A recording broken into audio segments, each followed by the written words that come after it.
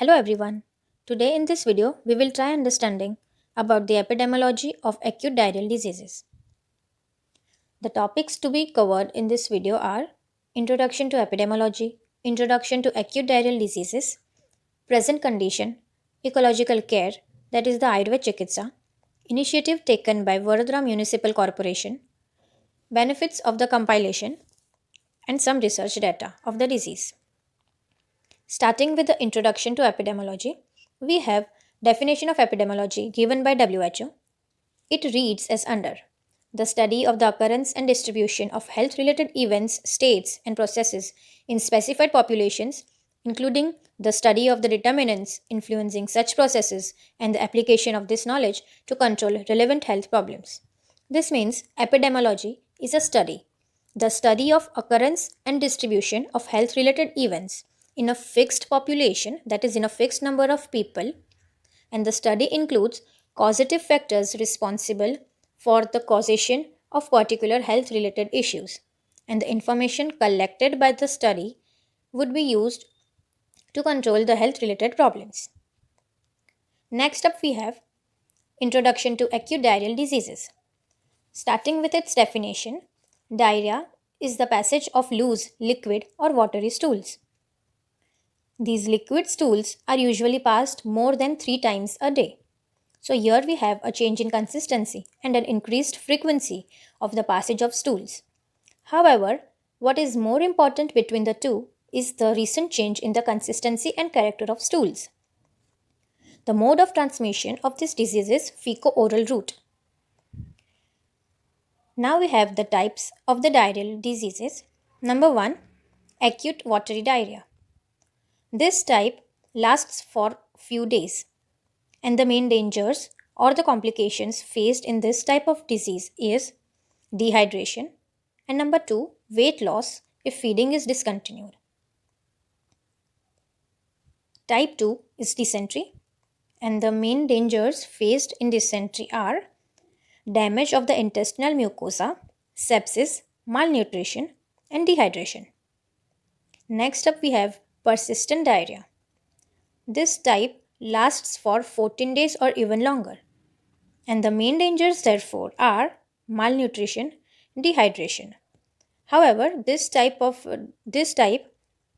is a non-intestinal severe type of infection. Number 4, we have diarrhea with malnutrition, and the main dangers are severe systemic infection, dehydration, vitamin and mineral deficiency, and it might also be fatal, as one of the dangers is heart failure. Now let's take a look at the agent factors. Agent factors are been divided into 3: viruses, bacteria, and some others. So the viruses include rotavirus, astrovirus, adenovirus, calcivirus, enterovirus, Norwalk group viruses, and cytomegaloviruses. Amongst the bacteria, we have Shigella, enteroinvasive E. coli, enterohemorrhagic E. coli, enterotoxigenic E. coli, Salmonella, Staphylococcus aureus, Chlamydia, Vibrio cholerae, Clostridium difficile, and Campylobacter jejuni. While the others are Entamoeba histolytica, Giardia intestinalis, Cryptosporidium, Trichuriasis, Cyclospora, and intestinal worms. Now it is important here that rotavirus has the highest number of cases compared to any other pathogen during infancy. Host factors.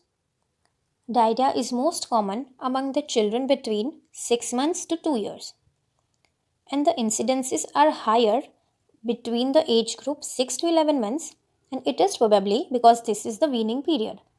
Now, what is a weaning period? Weaning period is the time where gradual introduction of food takes place apart from the breast milk in an infant. And the possible reasons might be declining levels of maternally acquired antibodies, lack of active immunity in the infants, introduction to new food might be contaminated, and direct contact with human or animal feces when the infant start to crawl. Now, diarrhea. Diarrhea is more common in persons with malnutrition, and this is because it goes into a vicious circle as from malnutrition to infection. That is, a malnourished person would probably have low immunity and would be prone to getting infected very easily. An infection would further lead to diseases like diarrhea.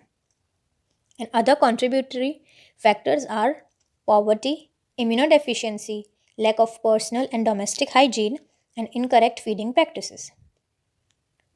Now let's take a look at the seasonal patterns. The bacterial diarrhea is caused more in temperate climate during the warm seasons, while in the tropical climate, its rate is higher during the rainy season. The viral diarrhea has its peak in the temperate climate during the winters, while in the tropical climate, it reaches its peak during the drier and the cooler months. However, it is important to take a note that the viral diarrhea caused has the maximum number of cases caused by rotavirus. Assessment of dehydration. So, a patient with no dehydration would be well alert, have normal eyes, will not be thirsty, and if the skin is pinched, it will go back quickly.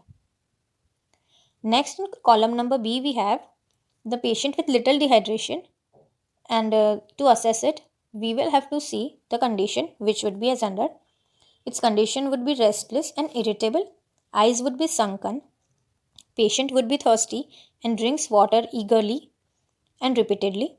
And if the skin is pinched, it will go back but slowly. So these are the signs of little dehydration. Now let's see the condition of the severely dehydrated patient. He would be lethargic or might be unconscious due to more loss of fluids from the body. Eyes would be deeply sunken, drinks poorly or is not able to drink as is already unconscious, and if the skin is pinched, it will go back very slowly. So this is the sign of severe dehydration. And after deciding the level of dehydration, the line of treatment can be decided accordingly. Therefore, this step is of great importance. Management. Management would include treatment as well as the preventive measures. Number 1, rehydration therapy. It would be oral or intravenous depending on the level of dehydration. Number 2, zinc supplement. Number 3, nutrition, mother and child. It is because infants are more prone to these diseases. Number 4, sanitation. It would include the important hygienic measures to be taken. Number 5, immunization. Number 6, government programs. So let's begin with the rehydration therapy, oral rehydration therapy. With introduction of oral rehydration by WHO, it was established that this therapy can be safely and successfully used in treating acute diarrheal diseases due to all etiologies, that is due to all causative factors in all age groups and across the globe. The main aim of oral fluid therapy is to prevent dehydration and in turn reduce the mortality rate. The intravenous fluids were the major and standard line of treatment for dehydration. Oral fluid therapy is based on the observation that glucose given orally enhances the intestinal absorption of salt and water and is capable of correcting the electrolyte and water deficiency in the body. Here is the table with the information about the guidelines for oral rehydration therapy during the first 4 hours for all age groups. For the children under 4 months and weight under 5 kgs are to be given ORS solution between 200 to 400 ml. For 4 to 11 months child with weight 5 to 7.9 kgs is to be given 400 to 600 ml of ORS solution. For 1 to 2 year baby and weighing 8 to 10.9 kgs is to be given 600 to 800 ml of ORS solution. 2 to 4 years with weight 11 to 15.9 kgs to be given 800 to 1.2 liters of ORS solution. For 5 to 14 years with weight 16 to 29.9 kgs is to be given 1.2 to 2.2 liters of ORS solution, and for 15 years and above weighing 30 kgs or above is to be given 2 liters 200 ml to 4 liters of ORS solution. Next, we have composition of reduced osmolarity ORS. And the given tables include the information about its ingredients with its percentage in the packing. Intravenous rehydration therapy. Intravenous infusion is usually required only for the initial rehydration of severely dehydrated patients who are in shock or are unable to drink. And the solutions recommended by WHO for this purpose are Ringer selected solution, and number 2 is DTS, that is diarrhea treatment solution. And the recommended dose of the IV fluid to be given is 100 ml per kg weight, and it is divided as follows. For the infants under 12 months are to be given 30 ml per kg weight in the first hour, followed by 70 ml per kg weight in the next 5 hours. And the children older than that are to be given 30 ml per kg weight in the first half an hour, followed by 70 ml per kg weight in the next 2.5 hours. Number 2 is zinc supplementation. When a zinc supplement is given during an episode of acute diarrhea, it reduces the episode's duration and severity. In addition, zinc supplements given for 10 to 14 days lower the incidence of diarrhea in the following 2 to 3 months. WHO and UNICEF therefore recommend daily 10 mg of zinc for infants under 6 months of age and 20 mg for children older than 6 months up for 10 to 14 days. Number 3, nutrition of mother and child. Prenatal and postnatal nutrition will improve the quality of breast milk, thus improving the immunity, and the breastfed child is at very much lesser risk of severe diarrhea and death than the bottle fed child. Sanitation. Measures to reduce transmission emphasize the traditional improved water supply, improved excreta disposal, and improved domestic and hygiene food. Simple hygienic measures like washing hands with soap before preparing food, before eating, before feeding a child, after defecation, after cleaning a child who has defecated, and after disposing of a child's stools should be promoted. Contaminated foods for all sorts that have defined as major vehicles for the transmission of fecal pathogens during early infancy, which should be checked, as the mode of transmission is the feco-oral route. Environmental sanitation measures required educational support to ensure their proper use and maintenance of such facilities. Number 5, immunization. Immunization against measles is one of the important steps for diarrhea control. When administered at the recommended age, the measles vaccine can prevent up to 25% of diarrheal deaths in children under 5 years of age. The Protect, Prevent, and Treat framework of Integrated Global Action Plan for Prevention and Control of Diarrhea is summarized in the figure below. Let's take a look at it. So, protect children by establishing good health practices from birth, like exclusive breastfeeding for 6 months, adequate complementary feeding, and vitamin A supplementation. In the preventive measures, we have prevent children becoming ill from diarrhea by introducing habits like hand washing with soap, safe drinking water, sanitation, vaccines of pertussis, measles, hepatitis B, PCV, and rotavirus as per their respective schedules, reduced household air pollution, HIV prevention, and others. While in the treatment factor, we have treat children who are ill from diarrhea by improving care seeking and referral, case management at the health facility and community level, supplies, low osmolarity ORS, zinc and antibiotics and oxygen, and continued feeding, including breastfeeding. So, the protect, prevent, and treatment would in whole add up to reduce the diarrhea morbidity and mortality cases. Rotavirus vaccine. 2 live oral attenuated rotavirus vaccines were licensed in the year 2006. Amongst them one is monovalent and the other is pentavalent. The monovalent human rotavirus vaccine is known as the Rotarix. while the pentavalent bovine human reassortant vaccine is known as the Rotatec. Both these vaccines have demonstrated very good safety and efficacy profiles in large clinical trials. The rotavirus vaccines are now introduced for routine use in a number of industrialized and developing countries, including India. Now, let's see the schedules of the two vaccines. The Rotarix vaccine is administered orally in a two-dose schedule to infants of approximately 2 and 4 months of age. The two-dose schedule should be completed by the age of 16 weeks and no later than by 24 weeks of age.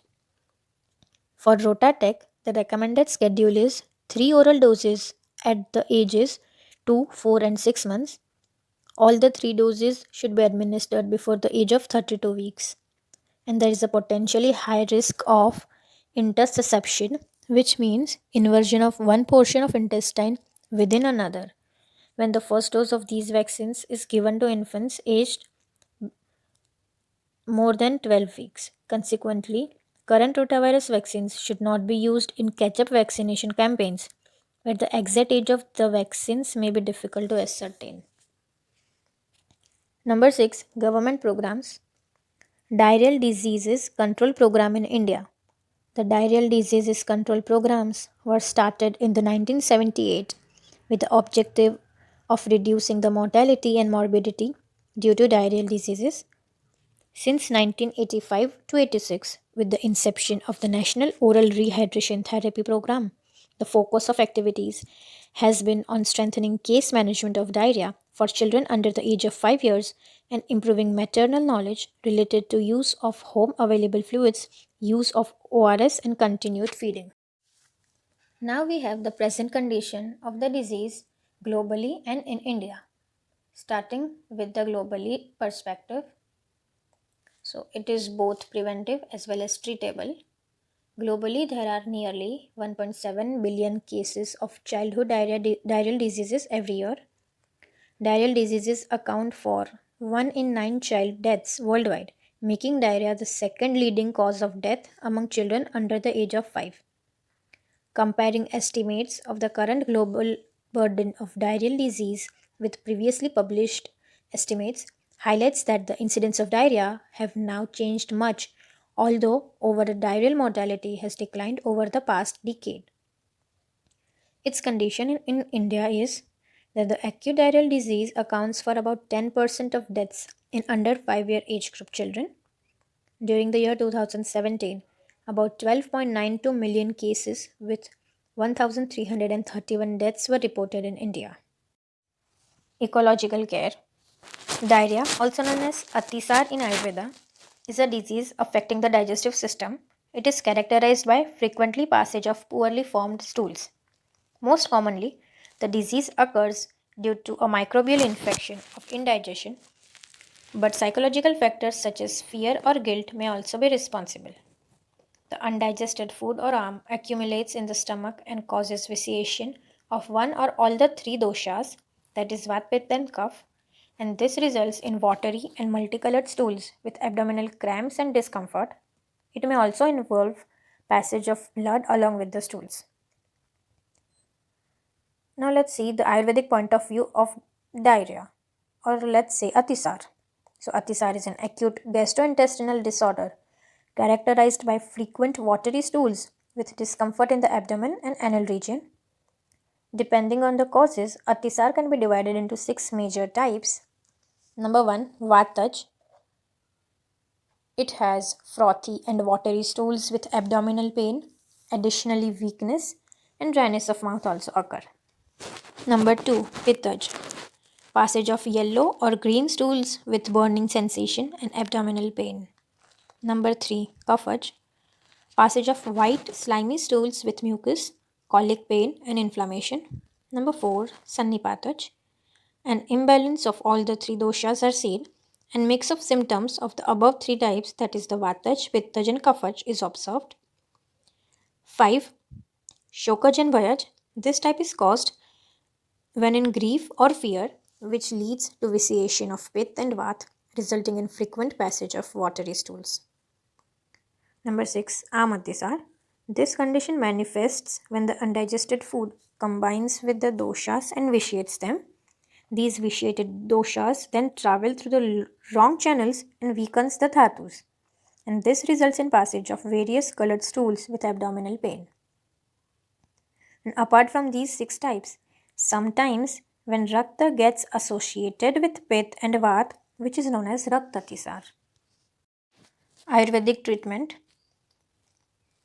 It mainly includes Nidan Parivarjan, Shaman Chikitsa, including Langan, Pachan, Dipan, and Stamban, Shodhan, only when doshas are in excess or in case of toxin accumulation. And number 4, we have Ayurvedic herbs and medicines. Nidan Parivarjan. This means to avoid the causative factors of disease. Avoiding the causes halts the progression of disease and prevents its recurrence. Number 2, Shaman Chikitsa. This treatment aims at pacifying the doshas by following methods. Number 1, Langan. This can be done by complete fasting and eating limited or less quantity of food, which helps the body to digest thus removing the root cause of the disease. Then we have Dipan and Pachan. Digestives are hunger increasing foods, strengthen the digestive fire, thus helping the body get rid of faster. And Stamban. Once the is digested, Stamban medicines are given to stop diarrhea. Shodhan therapy. This therapy is used only in case of excessive vitiation of doshas and accumulation of toxins. Basti. Basti is the treatment advice under Panchkarma for the treatment of Atisar, and the Panchkarma treatment is to be done under the supervision of Ayurvedic practitioner only. The aggravated Vat becomes stronger in its own site in Atisar, and for the pacification of this aggravated Vat associated with Pith, the Basti Chikitsa is considered as the best therapy. And number 4, Ayurvedic herbs and formulations. So, some of the Ayurvedic drugs are mentioned below. However, depending on the illness and the prakriti of a patient, a vast range of others are also being used. Bilva. The unripe bilva fruit is useful in this condition as it does deepen pachan and also has grahi effect. Fruit pulp of bilva, that is the unripe mixed with sugar and honey, when administered with rice water, benefits in Atisar, especially Pittaj Atisar. Next we have Kutaj. It is one of the commonest herb used for the treatment of Atisar. It is available as Arisht, Churna and Kutaj Avle. The seeds and bark of Kutaj are pounded with honey and Ativisha is added to it. This combination is taken with the rice water. Next we have Jatifal. Dried seeds of nutmeg are used. In Atisar, Jatifal with Sunthi Kalk is given orally. It cures watery stools due to Grahi effect and also digests because of its qualities like Deepan and Pachan. Next we have Dadimastak Churna as one of the formulations. It is a polyherbal formulation with Dadim as the primary ingredient. Others included are Sunthi, Pipli, Ella, etc. And this preparation is useful in indigestion and to treat malabsorption, thus is used in diarrhea also. Kuttajarisht. The preparation is an arisht, that is self-generated alcohol, with kutaj being the chief ingredient, and others include draksha, gambhari and dhatki. This arisht is the treatment for cough atisar. Its antibacterial activity helps to cure diarrhea caused due to infection, and dhatki having kashairis will be useful in the treatment of diarrhea. And draksha helps in the digestion and balances the three doshas. And the last formulation we have Bilwadi Lay. This is a semi-solid preparation with the roots of bilwa as its main constituent. It also contains Musta Ella Dhanyak Jeera, Naak Kesar Sundhi, Pipli and Marich. This preparation is used to control diarrhea symptoms like controlling the frequency of stools and formation of watery stools. All other ingredients prove to have antidiarrheal activities due to their Deepan and Pachan properties, thus removing and further preventing toxin formation. Initiative taken by Vadodara Municipal Corporation. The VMC has distributed such kind of pamphlets amongst its people. It reads Pani Janya Rogono Felavo Ane Upayo, which means waterborne diseases, its spread and its treatment. So these pamphlets include some do's and don'ts, a list of diseases and along with its symptoms, the hygienic measures to be followed, along with some other preventive measures, and the treatment protocols. So, this is a step taken by VMC to prevent the mortality and the morbidity of some diseases. Number 5, benefits. The advantage of examining this compilation is that even a layman will get a legitimate understanding of the illness caused by acute diarrheal diseases. One will get to know about its widespread along with its line of treatment. As almost everybody, that is from the infants to the adults, are at the risk to suffer from acute diarrheal diseases, this compilation turns out to be highly helpful. The basic knowledge about its prevention and importance of sanitation is being served in this presentation. The vaccination and other programs carried out by the government are being discussed and thus will be of great help to the people. The preacher will also have the Ayurvedic perspective for the treatment purpose. In short, the reader will get all the primary information, including the basic introduction, along with its causative factors, symptoms, prevention, treatment, and the global view. Research data. The acute diarrhea is rivaled in importance only by respiratory infection as a cause of morbidity on a worldwide scale. So here is some generated Indian data by Demography and Health Survey in the year 2005 and 6.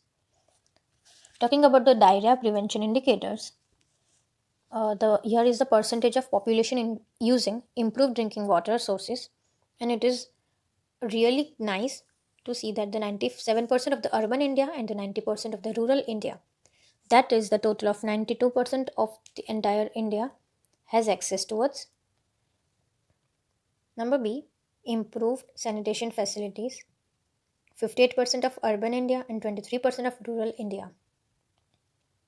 Percentage of 1 year old immunized against measles is 74, and the percentage of children who are underweight, stunted, exclusively breastfed, and breastfed with complementary food is more or less nearly 50%. And the vitamin A supplementation coverage rate is 53% all over India. Diarrhea treatment indicators.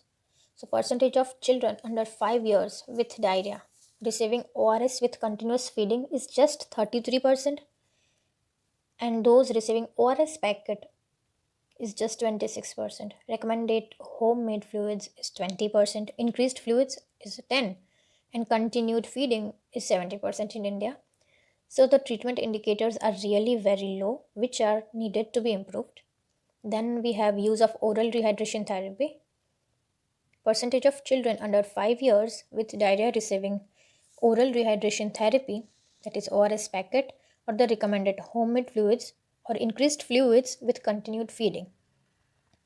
On the basis of genders, we have males get 34% while females get 31%.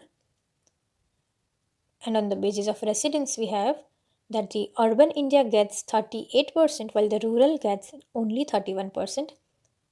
And the wealth index quintiles, poorest gets 29, second gets 29 again, middle gets 31%, fourth gets 35%, the richest gets 45%.